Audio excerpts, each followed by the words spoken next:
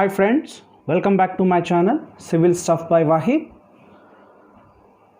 So based upon the ESET lockdown session, so today I have chosen a topic from strength of materials, that is strain energy, the concepts of a strain energy. Now what is this strain energy? Means suppose if a member is subjected to an external loading up to the elastic limit. For example, up to the elastic limit, a member is subjected to a external loading, that may be a tensile or compressive. Now because of this loading, what happens is the stress will be developed. The internal stress which is developed is nothing but the energy stored in the member, and upon the removal it comes to its original position. Now during the loading, whatever the energy stored is nothing but called as a strain energy or stored energy, or also called as resilience. What is this called as? Resilience. Okay, I will try to explain the strain energy. Suppose if I am considering a rod, let I take of length L and diameter D, and I have made the rod to subject to a tensile load of P. Now I am loading it up to elastic limit. Now you all know the basic concept of tensile load is elongation may have happened. So because of that one, the diameter and length changes. Now how they change means, because of this tensile load, the diameter will be going to decrease and the length is going to increase. So when the load is applied, the energy stored in the member is known as called strain energy. Now I will try to explain graphically. Okay. Now I will try to explain graphically how it will be happen. Now generally there will be a stress. Load means stress will be developed and strain will be there. Now this hatched portion, this hatched region is nothing but, I consider this hatched area is the work done. Now here the strain energy, if I denote it with U, so U equals to, what is this triangular formula area? Half into this base into this height, that is load. Okay. Now I will elaborate every terminology here. Now what is this delta L? Is nothing but, suppose, elongation. What is the elongation formula? PL by AE. Now what is this PL by AE means? I know that stress equals to load by area. Now load equals to what? Stress into area. Okay. So instead of this P by A, what I can write here? Delta sigma IL by E. So I have substituted sigma L by E. And what is P? Sigma into A. Now upon calculation, this sigma square A into L by 2E. This is the nothing but strain energy formula. This AL is nothing but volume. So you can be written as sigma square into AL by 2E or sigma square by volume by 2E. Now what are the units of this one? Newton per meter. Suppose sigma is what? Sigma is nothing but stress. So Newton per meter square whole square. Okay, into meter square area into meter divided by 2 into E. Young's modulus of elasticity is 2 into Newton per meter square, for example, right? Now what happens here?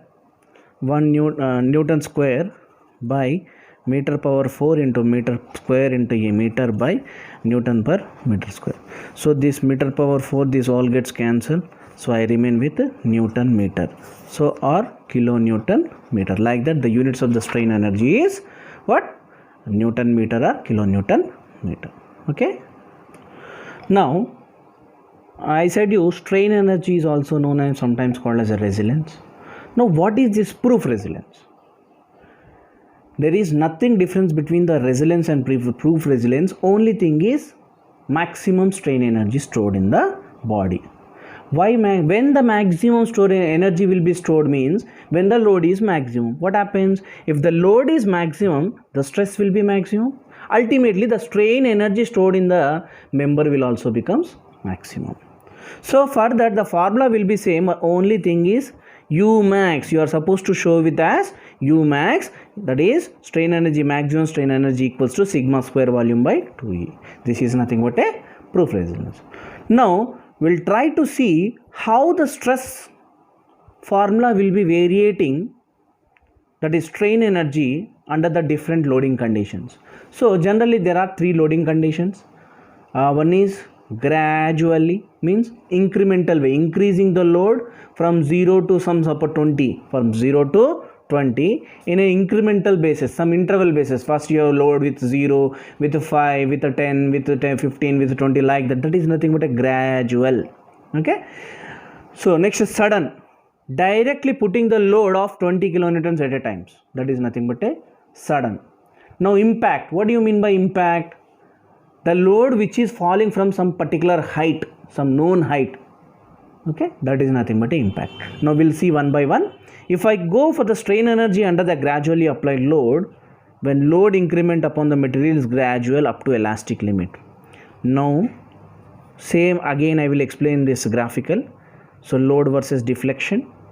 Gradually means from 0 to elastic limit the load is increasing, and this hatched portion is nothing but the strain energy stored. Okay, now I am equating the strain energy to the hatched area. Now what is this strain energy denoted by U, and hatched area is, this is triangular portion, so half into this delta L into P. Okay, so you know the formula for strain energy, sigma square into volume by 2E is equals to half, and what is delta L? Sigma LB already we have discussed. Elongation equals to PL by AE. What is this PL? P by A is nothing but sigma into L by E into actually P. Now based upon this one I will elaborate this volume. Volume is nothing but area into length by 2E equals to everything here. Now these two E, okay, L and one sigma cancel, you will remain with the sigma into A by sigma into A equals to P, that is sigma equals to P by A. This is in Newton per meter square. Okay, this is the stress formula for a gradually applied load. Next we'll see suddenly applied load in case of a strain energy. Now what happens suddenly? This here, this is gradually means the load is started from 0 and it is going up to the elastic limit with a maximum of phi, for example. But here directly you are putting a load of some 20 kilonewtons starting only. Means what? Here if load applied directly without incremental interval is nothing but called as a sudden loading. Now for that the graph will be like this for the load deflection, and this is the hatched area where energy is stored. Again I am equating strain energy with the area of hatched portion, where what is this one? Strain energy denoted by U, which is equals to, what is this rectangular portion? So P into delta L, P into delta L. Now again I am elaborating it, sigma square into V by 2E, this is the strain energy formula, equals to P. Again delta L is nothing but what? Again I am writing PL by AE, where P by A is nothing but sigma and L by E. Okay, next and I am elaborating this volume area into length, and after cancellation I am remaining with what? Sigma into A by 2 equals to P, means the stress equals to 2 times of P by A. What this indicates? The stress due to suddenly applied load is 2 times the gradually applied load. What is this P by A? Gradually applied load. This 2 means what? The stress due to suddenly applied load is twice the gradually applied load, twice the gradually applied load, and the units will remain same, Newton per mm square or kilonewton per meter square. Similarly, we'll try to see the stress due to impact to load in case of a strain energy. For that, a rod of length L is fixed at one end, and to the end of the rod there is a flange or a collar is attached. Okay, and a load of some P is falling from a height of h on this collar.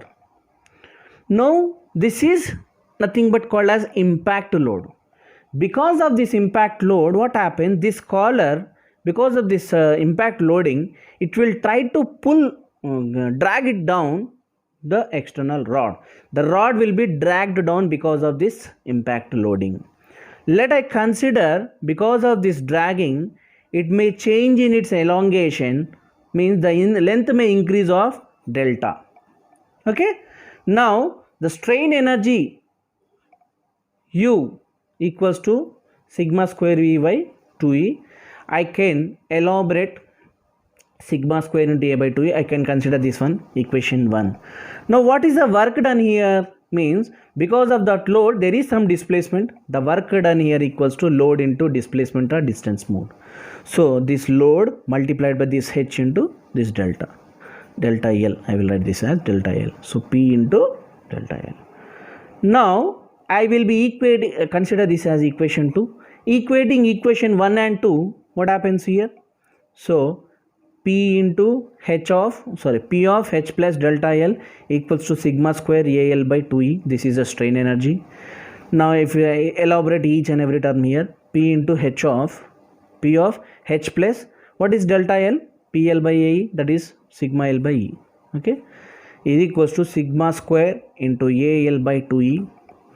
Now I will extend this one, P into H of P sigma L by E plus is equals to sigma square AL by 2E.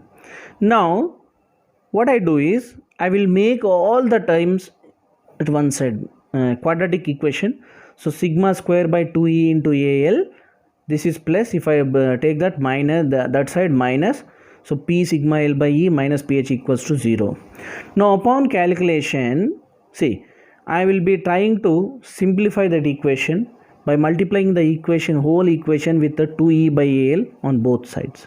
Now if I multiply for the first time 2E by AL, this whole term will become cancelled. So I will remain with the sigma square, and P sigma L by E into 2E by AL minus P of H into 2E by AL. Okay, now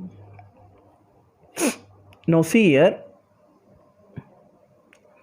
2P, now this L and this E gets cancelled, so I remain with 2P sigma by A minus 2PEH by AL equals to 0.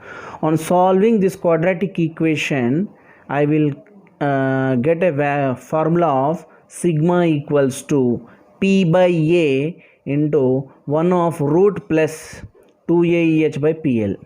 Okay, suppose if I consider to this particular member with sudden loading, then this H will be equals to 0, then P by A into 1 plus root of 1 plus 0, and this one is what? Sigma equals to 2P by A. I hope you understood the concept of strain energy under the what is the strain energy and how it is varying with the different loading conditions. Hope you like my video. If you like the video, please do like, share, comment and subscribe. Thank you.